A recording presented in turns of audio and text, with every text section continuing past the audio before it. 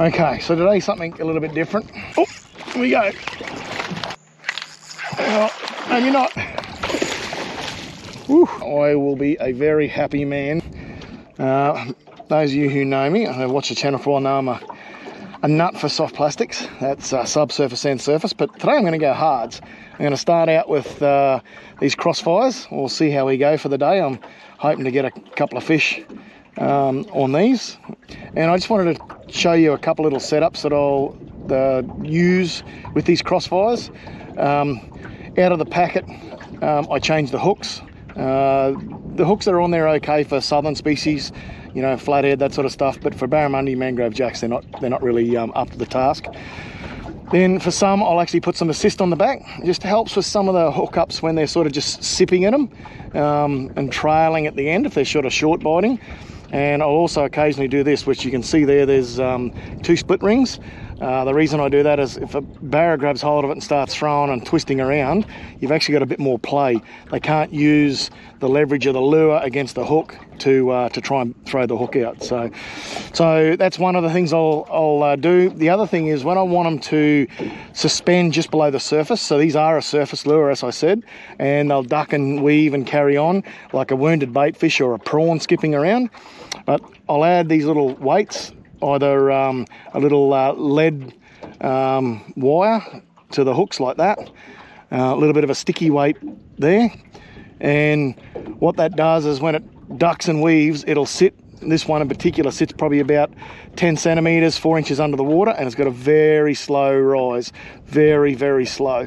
It's weighted, this one's weighted perfectly. So all right, I'm gonna get into it, see how we go. You might not be able to pick it up in the camera, but you can see that the this Crossfire is the weighted one. So it just takes a few seconds to get to the top. Very slow rising.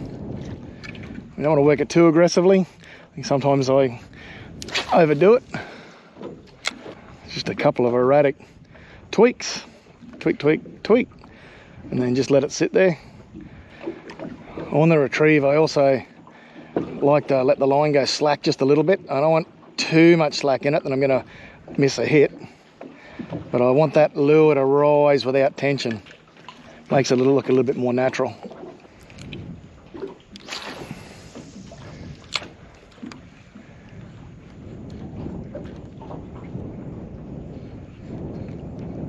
Oh no!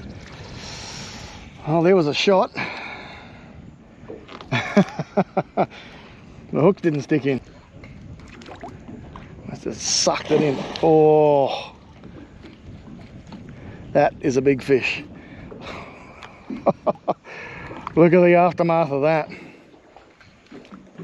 I was going to move over, but I might stay here a little bit longer. Now that I've just missed a fish.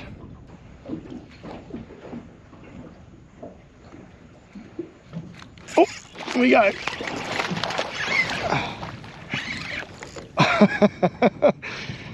All right, will he stay on? That's the question. On the back of the boat. It's amazing how many times you got 2 sets of trebles, sometimes 3 sets of trebles, and they still throw them. So definitely get nervous, especially first fish of the day. Would like to get one on board. This one's not a bad one.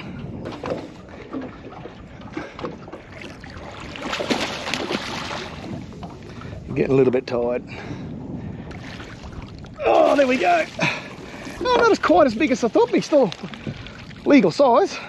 These Crossfires are, I would say, my favourite hardbody lure, favourite hardbody surface for sure, 100%. I absolutely love them. All right, there we go. Oh, it just fell out. Both hooks were, or 1 point from each of those hooks were in there. You can see it sucked it in. It was sitting almost sideways like that. Oh, there we go. 70 centimetres, or near enough anyway, of prime Hinchinbrook barramundi. And get one of them first fish every session, and I will be a very happy man for the rest of my life. All right, better get this guy back in the water. He's been out for a while, got a little bit of pink bling there. So we'll get him back in the water. Oh, head up, gone, back under the boat. The other reason I leave a little bit of slack in the line after I twitch the lure is to allow the fish to, a bit of room, bit of slack to suck that lure in. Barramundi are implosion feeders. So not only does a bit of slack allow the lure to hover and act a bit more natural, you're not dragging the lure through the water after you've twitched it, but it allows the fish to suck that lure back in. And don't worry, if you've never felt a bigger barramundi suck a lure in before, you'll definitely know when it does it. And set those hooks as quickly as you can before they get a chance to spit it.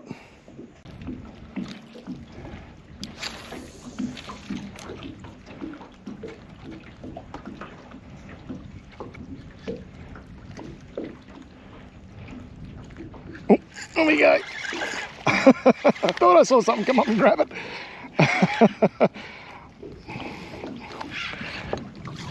Oh, is he going to jump beside the boat?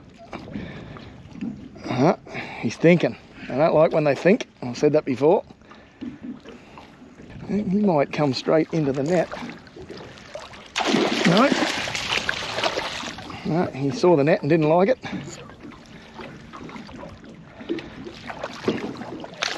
There we go. Number 2 for the day. There we are. Beautiful hinchy barra. Just on legal. We'll get this Crossfire out of his mouth and see if we can get another one. Ready to go. Got a bit of, oh, definitely ready to go. Bit of pink bling. Just oversized, which is great. So first 2 fish of the day are both oversized. Been out of the water long enough, we'll get him back in. Catch you next time.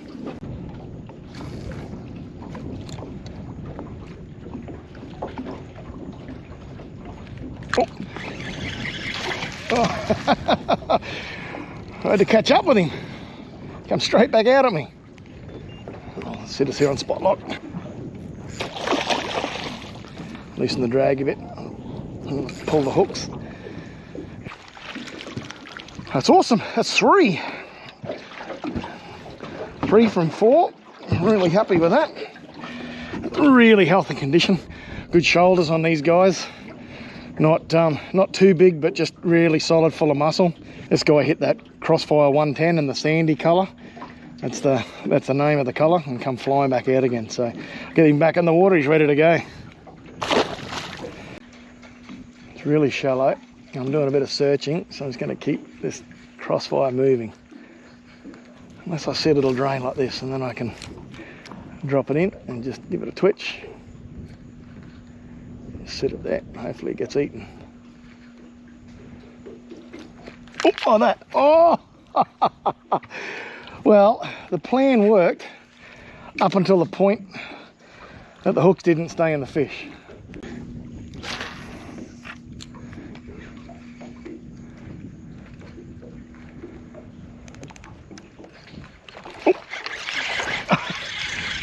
Oh, no, he's still on. Let's spot lock here. He's going to go around the boat. There's not much room in this creek. Where's he going? He's thinking. Oh, don't go under there. There's electric. Woo. He's certainly fired up. He's on the surface there, not just because he wants to, but because it's that shallow in there. He has to. Straight into the net. Another legal fish. Oh, stay here. We'll get him back in the water and see if he might have a mate sitting in that last drain up there, and then we'll head back out.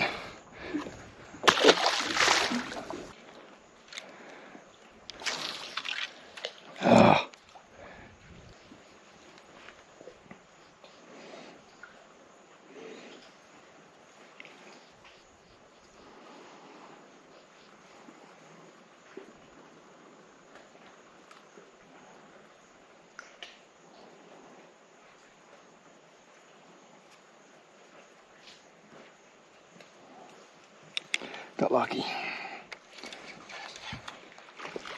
Oh! That lure sat there for ages while I undid that knot, This barra must have been looking at it, and the second I moved it, he pounced. He must have come out and just been eyeing it off.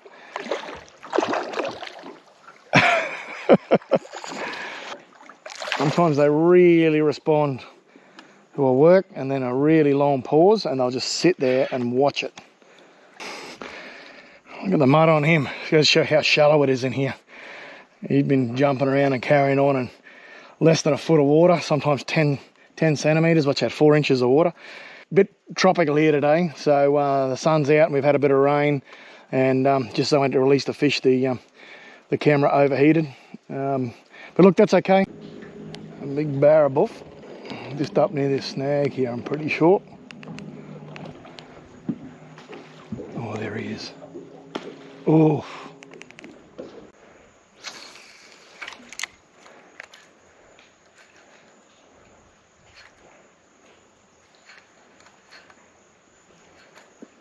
Oh, he ate it and spat it. Well, you win some, you lose some. Oh, I'll go back in there and see if he'll come back.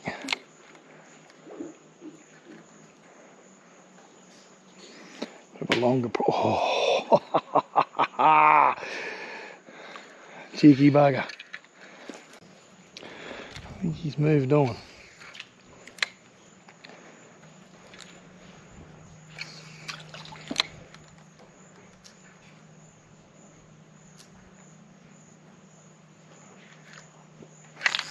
Oh, maybe not.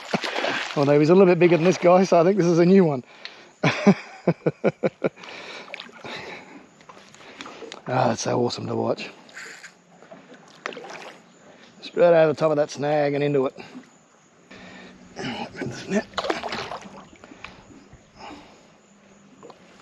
Oh, straight in.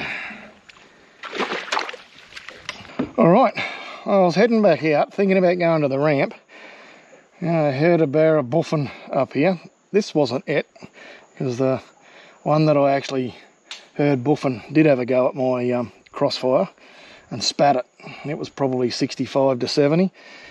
This guy's a very respectable 56, and he will be my last fish of the day. The smallest, but the last. A very successful day on the Crossfire, a lure that I've caught plenty of fish on before. I've caught quite a few big barra on it. We'll get this guy back in the water and head back. Go on.